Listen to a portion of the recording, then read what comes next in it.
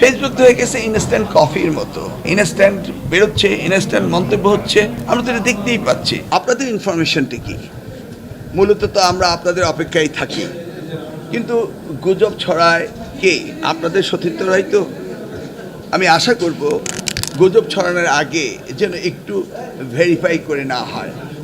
এটা আপনারা ইতিমধ্যে জেনেছেন, তাই না?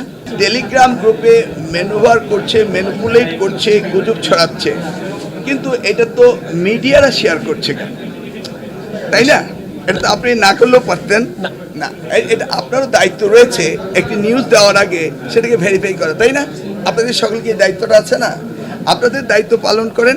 আর আমরা আপনাদের কথায়, আপনাদের শুনে আমরাও সচেতন রয়েছি, আমরাও এগুলিকে দেখছি এবং আইনগত ব্যবস্থা আমরা নিচ্ছি।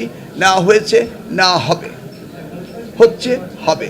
তবে গুজব যেন না ছড়ায় সেই জন্য আপনাদের প্রতি আমার আহ্বান রইল। আমরা তো ননস্টপ বলে যাচ্ছি যে আমাদের সকল চেষ্টা রয়েছে সুন্দর পরিবেশে সুন্দর পরীক্ষা নেওয়ার জন্য, এবং এই গুজবে না কান দেওয়ার জন্য আমরা অনুরোধ করছি। বিশেষ করে আপনারা মিডিয়া যদি সচেতন হন তাহলে এটা হতো না। পার্টিকুলারলি কালকে কি একটি মিডিয়া এটা করেনি? পার্টিকুলারলি এই মিডিয়ার কি দায়িত্ব ছিল না এটাকে ভেবে দেখা, খুঁজে দেখা, সত্যতা যাচাই করা? আর ফেসবুকের উপর নির্ভরশীল হতে হবে না। ফেসবুক তো হয়ে গেছে ইনস্ট্যান্ট কফির মতো, তাই না? ইনস্ট্যান্ট বেরোচ্ছে, ইনস্ট্যান্ট মন্তব্য হচ্ছে, আমরা তো এটা দেখতেই পাচ্ছি। কফি তো খেতে একটু সময় লাগে, ঠান্ডা হতে হয়, কিন্তু তা তো হচ্ছে না। যেভাবে আবার অন্যান্য মিডিয়া, কয়েকটি মিডিয়া সেই ভিডিওগুলিকে আবার রেকর্ড করে পুনর্প্রচার করছে এবং তাদের পার্সোনাল ফেসবুকে করছে, এবং ওই টেলিভিশন এটিকে উইথড্র করার পরে গুজব নিশ্চিত হওয়ার পরেও যারা করেছে তাদের বিরুদ্ধে তো ব্যবস্থা নিতে হবে। সকলকে সচেতন হতে হবে, তা না হলে এই বিষয়গুলো চলতেই থাকবে এবং ছাত্রছাত্রীরা ক্ষতিগ্রস্ত হবে। আমি আশা করব যে এই ক্ষতিগ্রস্ত আমাদের কারণে যেন না হয়।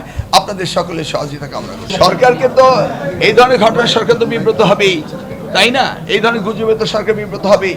আপনারা খুঁজে দেখবেন এর ভিতরে মোটিভটা কি। এই যাবৎ আমি তো দেখছি আপনারা সন্তুষ্ট, আমরা সন্তুষ্ট, অভিভাবকরা সন্তুষ্ট, শিক্ষার্থীরা সন্তুষ্ট, পরীক্ষার্থীরা সন্তুষ্ট। এই পর্যন্ত তো আমরা ভালো খবরই পাচ্ছি। দেখি আগামী দিনগুলি সুন্দরভাবে আপনাদের সহযোগিতায় ভালোভাবে কাটাতে পারলেই আমরা খুশি।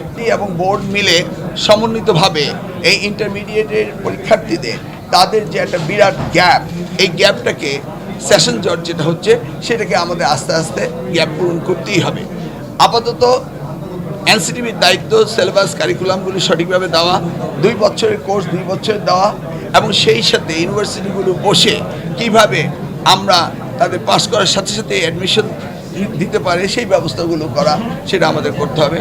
আমরা মনে করি ডিসেম্বর মাস হচ্ছে পরীক্ষার মাস, সেই সময় সকল পরীক্ষাগুলো শেষ হতে হবে এবং সেই সাথে জানুয়ারি থেকে নতুন ক্লাস শুরু হতে হবে, যেন কোনো ওয়েটিং টাইম না থাকে। এইভাবে আমরা প্ল্যান করছি, এইভাবে আমরা ডিজাইন করছি, এবং সেইভাবে কারিকুলাম, সিলেবাস এবং ক্লাসগুলো নেওয়া, সমাপ্ত করা সব কিছু সমন্বিতভাবে করতে হবে। এটাই আমাদের পরিকল্পনা।